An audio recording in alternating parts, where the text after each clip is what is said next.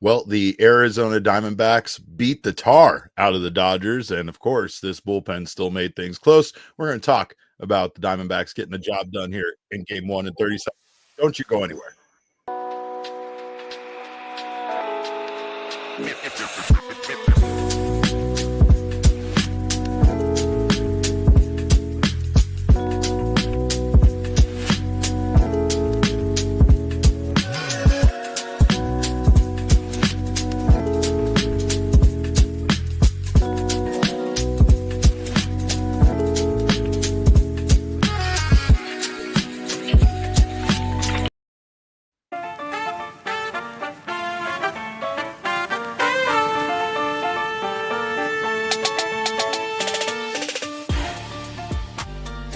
And welcome in to another edition of this show that we call the PHNX Diamondback Show.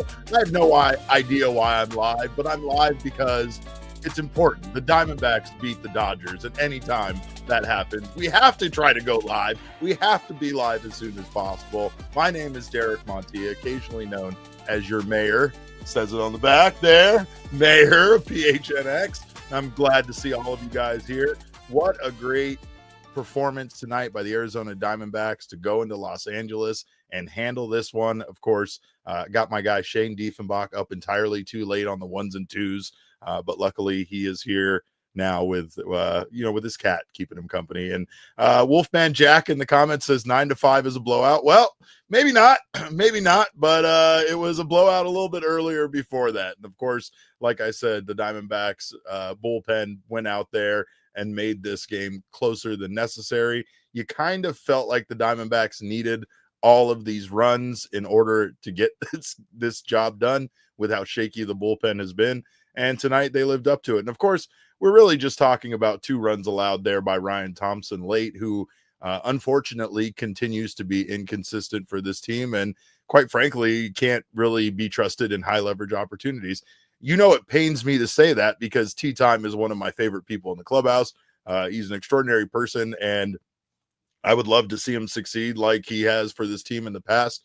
But right now, he was really struggling. Tonight, he went out there, did not make this game feel very close. However, the Diamondbacks put up 9 runs on the Dodgers, and this was a really good night for the Diamondbacks offense. Of course, you had just a well-rounded effort. Nobody really stood out, but you did get some big home runs from Lourdes Gurriel Jr. He was 1 for 2 with 2 RBI. You also have contributions from Gabriel Moreno, 1 for 4 with his big home run and his 2 RBI. And then Perdomo again with a walk, a home run of his own. He was 1 for 2 with 3 RBI. Again, just a well-rounded effort, a lot of hits, a lot of one-hit nights from everybody on this team. But the Diamondbacks offense that just one night ago was only able to put up 1 run against the Colorado Rockies, which don't even get me started on that. But, you know, now that they come in here to Los Angeles with this very important series, they were able to get the job done tonight. Great to see all of you guys here. Great to see you guys in the chat. Let's see who we're talking about cereal already. Good, because I know that's going to make Kevin upset, even though Kevin's not here. Brandon Pfaadt, excellent for this team tonight on the mound, but he did give up those home runs to Mookie Betts, who got 2 off of him, and he also gave up a home run to Shohei Ohtani. And of course, those are the 3 home runs that the Dodgers were able to score. Besides that, Brandon Pfaadt was pretty stingy. He really wasn't giving up much else to this team, and he did a great job of getting a lot of soft contact.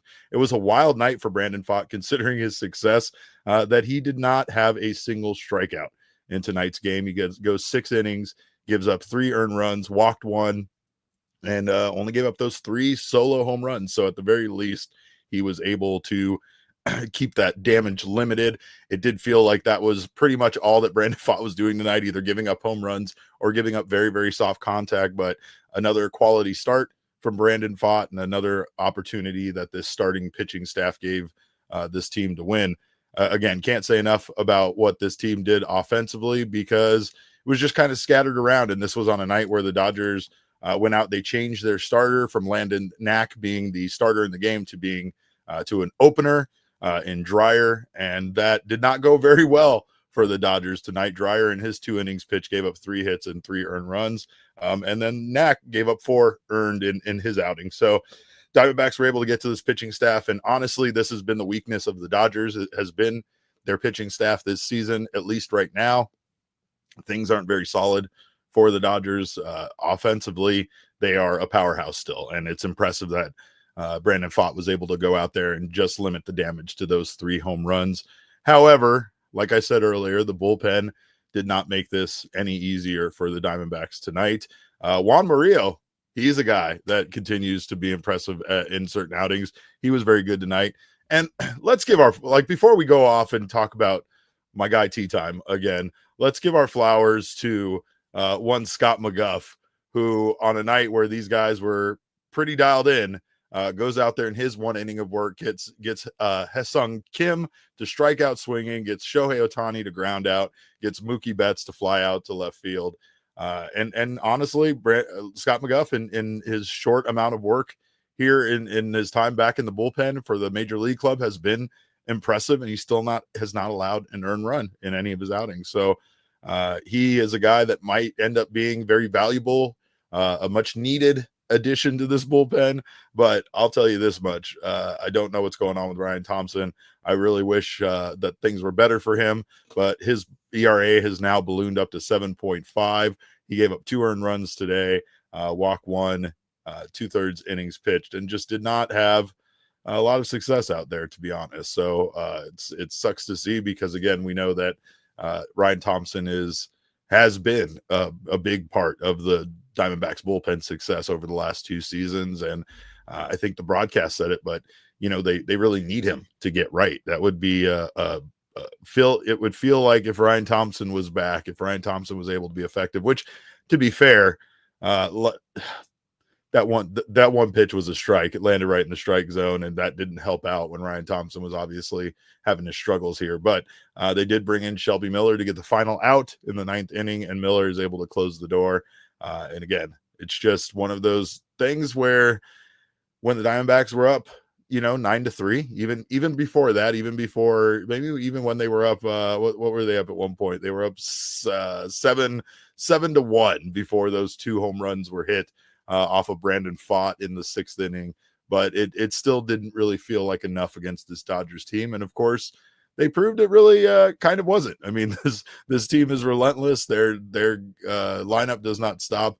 Right now, they do not have, like I said, very good pitching, but nothing is stopping these guys from being able to score runs. So great night for the Diamondbacks to take this opener, have a chance here in Game 2 to go out there and win their 8th series of the season. So that's a lot of fun. Of course, we do have our king snake for tonight, and that is our one and only Geraldo Perdomo. Perdomo continues to lead all Major League shortstops in walks. He added another one of those tonight. He was 1 for 2 with 3 RBI, and he had himself a big home run. That home run really felt like it solidified this game. And at that point, I think people could breathe easy. However, you really couldn't, right? You really couldn't, because we went into that 9th inning and the Diamondbacks give up 2 runs, and suddenly I think everybody was panicked. Rightfully so. I think you've earned the right to be panicked. I did want to say that I feel like Gabriel Moreno is back. I think Gabriel Moreno is back in more than one way. We're starting to see him spread the ball around. We see him get that big home run tonight. And most importantly, we see him have a 16-pitch at bat, which ties a Diamondbacks record for the most pitches in an at bat. And I don't even know what you call that. If beyond 6 pitches is a battle, that was a war. That was a generational war, going 16 at bats or 16 pitches in a bat. He did lose. He eventually flew out, but a fun moment there. And I do think that I know it's just a 16 pitch at bat that resulted in a flyout. However, I do feel like that's something very different than what we've been seeing out of Gabby lately. And it really feels like he's dialed in. And again, the other home run contributed tonight by Lourdes Gurriel Jr. We have said it. I have said it on this podcast. If this team can get contributions from guys not named Corbin Carroll, guys not named Perdomo, guys not named Josh Naylor, that this team will win, right? And they got that tonight. And that's exactly what ended up being the difference maker, is those contributions from guys not named Perdomo, not named Carol. Carol also had another one of those triples where his batting helmet that we just talked about just melted off of his head like a spaceship re-entering into the atmosphere, into Earth's atmosphere. And that was a fun moment. However, it was another frustrating case where the Diamondbacks were able to convert a runner in scoring position.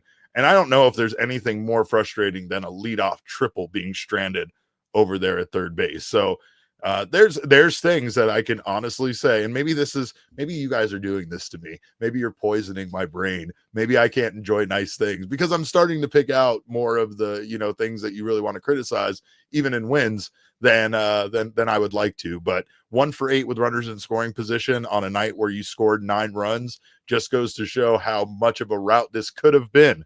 Going back to that original comment, no, you're probably right. I'm probably going to have to do some changing of the title for this one that I wrote a couple of innings ago, because this one, I don't think you could classify this one necessarily as a blowout any longer, considering the Dodgers were able to come back and make it a 9-5 game.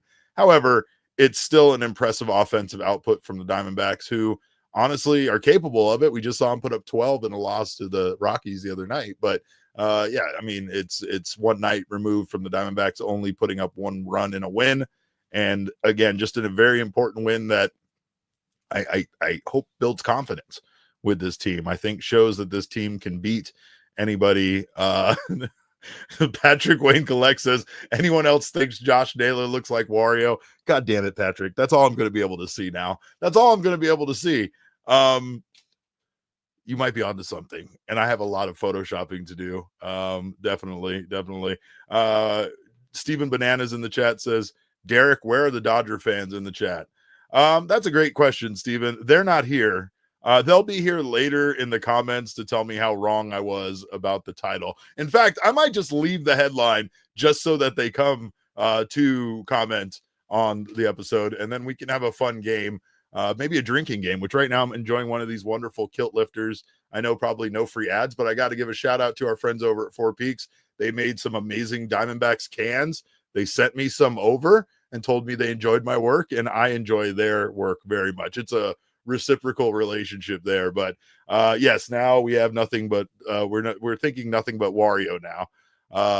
Let's see. Derek Foster says, are you on gas station TV? Is it my internet connection is really bad? Is that what we're cutting at now? I have no idea how good or bad my internet connection is. It's 10:30 at night, so based on what I'm paying, I should definitely have a good internet connection. But cheers to you all.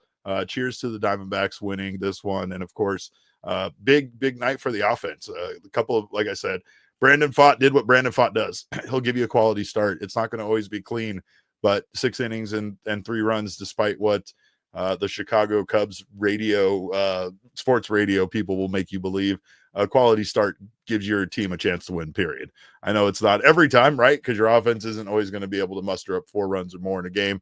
Sometimes that's going to lead to a loss, right? But Brandon Pfaadt has been incredibly reliable for this team, and he was again tonight, despite the fact that he did kind of fall apart a little bit there in that 6th inning, giving up those 2 home runs. However, Mookie Betts is very good at baseball. So is Shohei Ohtani. And sometimes you just got to tip your cap to those guys on being able to do what they do. Ohtani continues to lead the league, I think, in home runs now with his 17th home run, I believe. And yeah, it's just a case where you got to be pretty satisfied with the end result and what Brandon Pfaadt was able to give you, and what, this bullpen was eventually able to do. Caesar says, Derek, you wearing the jersey tonight after the win means you can't wear nothing else. It must stay on for the streak. Is this another thing where you guys want this to be really stinky? I don't know if I agree with not showering and not changing clothes, but I will say, yes, I was wearing this during the game. So, and I might not want to admit that. Lawrence Harmon brings up Ryan's mustache. Yeah, I don't know. I like the mustache, but we might have to get rid of it based on the results of tonight's game. I can't say necessarily that we want to keep that around, but maybe we do, because the Diamondbacks won, and let's see what happens tomorrow night.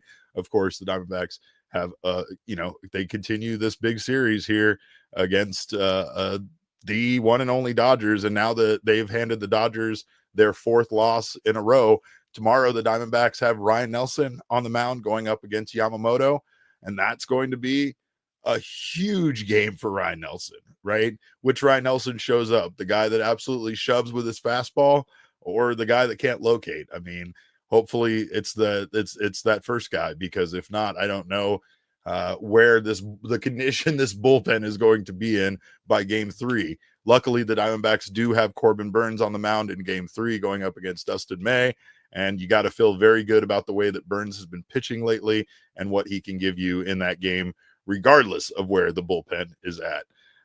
But yes, this is a big game 2 here with Ryan Nelson on the mound. Something a lot of people have wanted.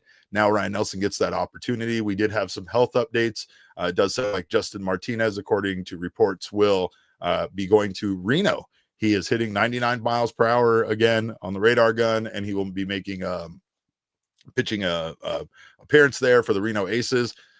That's a good sign, because that means he is close. Of course, once Justin Martinez returns to the bullpen, you feel pretty good about, the some of the options the Diamondbacks will have at that point. But I will say, like Ryan Thompson, he's a guy who has to, find a way to get things back on track, because when guys do start returning, those bullpen spots are going to become, they're going to dry up really quickly, and he could be one of the guys that finds himself out of that position, out of that job. And you know how much I would hate that, because we just have a new handshake where he's supposed to chokeslam me, and I know that that's a bad idea, but it's still a whole lot of fun, and it's a wrestling thing. Diamondbacks again win this one. Big night here for Geraldo Perdomo. Big night for Gabriel Moreno. Just all around, like I said, it's 11 hit night here by the Diamondbacks, and no guy had more than 2 hits. It's just an impressive outing overall. Tim Tawa, by the way, a guy I haven't even brought up, deserves a lot of respect on his name, because Tim Tawa is a guy that has been playing center field extremely well. He did so again tonight. He made a great catch out there in center field. He was 2 for 4 tonight. In fact, he was beside him and Pavin Smith were the 2 guys that had 2 hits for this team. And both of those guys scored, didn't get an RBI, but they scored a run. Big part of this was just guys getting on base and being able to convert those runners. And again, Tawa is now hitting 241. He has a 781 OPS. And to be fair, he's playing some great defense in center field. I guarantee you can go back and find episodes of this show about less than 2 weeks ago where I was just absolutely confident that Tim Tawa was not going to play in the corner spots in the outfield. And I guess I was right, because he's playing center field and doing a fine job at it.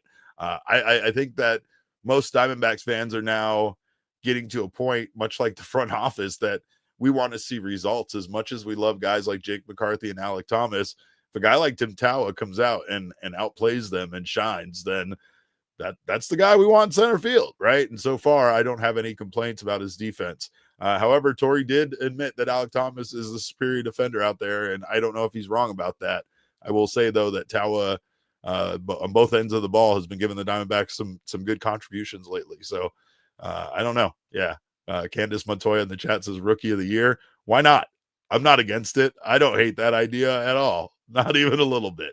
Now we're already getting ready to send Lawler back down, according to some of you in the chat. Yeah, that's a whole other thing. We don't have time for that tonight. We're not doing negativity. We're doing positivity tonight. The Diamondbacks win 9-5. And I once again am positive that Dodgers fans are going to hate the headline of this show, but I don't care. I'm leaving it up. I made that decision. Earlier I said I was changing it. Now I'm reversing my call. I'm leaving it up because you know what? Putting up 9 runs on the Dodgers is good. And it's the only way that the Diamondbacks can really feel confident about these games, right? One thing that the Dodgers are very capable of is scoring runs late. And they did that once again in this game, 4 runs in the 6th inning and later. However, the Diamondbacks also added those very, like I said, those very important home runs there from Perdomo, or home run there in the 8th inning off from Perdomo. But great defense tonight by Josh Naylor, by the way, on a couple plays, getting impressed, getting much better over there. So again, things are starting to click for this team, and you got to hand it to them, because on a night where Brandon Pfaadt didn't get a single strikeout, this team was solid defensively behind him, and a big reason why he was only able to give up those 3 runs on those 3 hits and those 3 home runs is because of the defense. So Diamondbacks played a great game tonight. Overall, going to have to continue playing great baseball to take the rest of the series. Hopefully they can give Ryan Nelson the same kind of run support tomorrow against Yamamoto.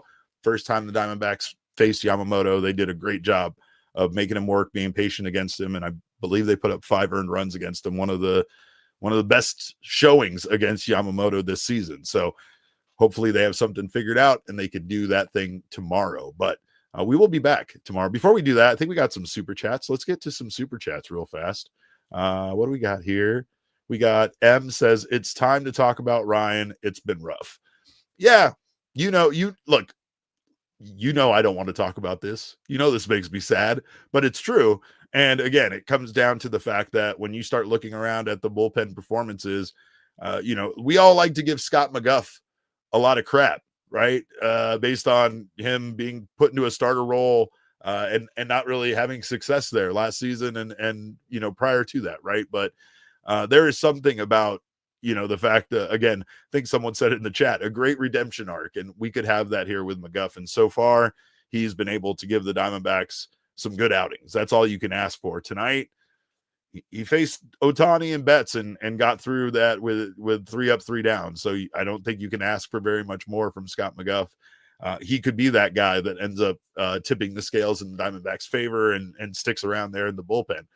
Nobody's job is really safe. And of course, with the inevitable return of Justin Martinez and AJ Puck, who he started throwing his throwing program. The other update was that Eduardo Rodriguez has started throwing his program as well, his throwing program. So some good updates on the arms the Diamondbacks are missing right now. But once those arms return, there is going to be an odd man out somewhere. And again, this point, it very well could be Ryan Thompson with the way he's pitching if he can't figure out a way to get things together. And I can't have that, because who am I going to talk about pro wrestling with in the locker room? Who? I'm supposed to talk about it with other media members. They look at me and Ryan like we're absolute nerds when we do that. And that's coming from guys like Jesse and Alex Weiner looking at us like nerds. How dare they? All right, what else we got? We got some more super chats. Patrick Wayne Collects says, praying we stayed below 10, 1-4 when we score 10. Yeah, no, I mean, it's not good that we are 1-4 when we score 10 runs. And it's not good that you have to pray for us to stop at 9 just so that we don't reach that scary number that screws us. Oh, that's terrible. All right, what else we got, Shane? We got one more. Stephen Banana said, you did 18 innings today. Load management day tomorrow. Look, when I'm called upon, I'm ready to go. I don't get ready. I stay ready. I don't need to get warmed up. I'm hot all the time, all gas, no breaks. Yada I mean. But yeah, no, I mean, I definitely need a nap for sure. A piece of Yoshi says, Derek, you're going to have to go to Reno. I don't want to go to Reno again. I don't have any options left. Oh man. But hey, this one was fun. In fact, too fun for me not to jump on here and do a quick podcast with you guys. Appreciate you guys stopping by. We're going to do another podcast tomorrow night. We're going to do it after tomorrow's game. So join us for that post-game show. Probably be around the same time. I'll be with a better camera in a better studio, but still not as fun. It has video games, but not this many video games, but I'll be there, of course. So make sure to join us for that. In the meantime, you can follow me on Twitter. I'm at cap_caveman with a K. Shane is at Shane Deef. Our show is at PHNX_DBacks. But of course, as always, all roads lead to at PHNX_sports on Twitter, Instagram, and Facebook. I appreciate you guys so much for stopping by. Again, we will see you tomorrow. In the meantime, enjoy this win. Have a wonderful evening. We'll be back again tomorrow. Behave yourselves. And remember, kids, baseball is fun, but it's so much more fun when you whoop the Dodgers. We all silly like the mayor.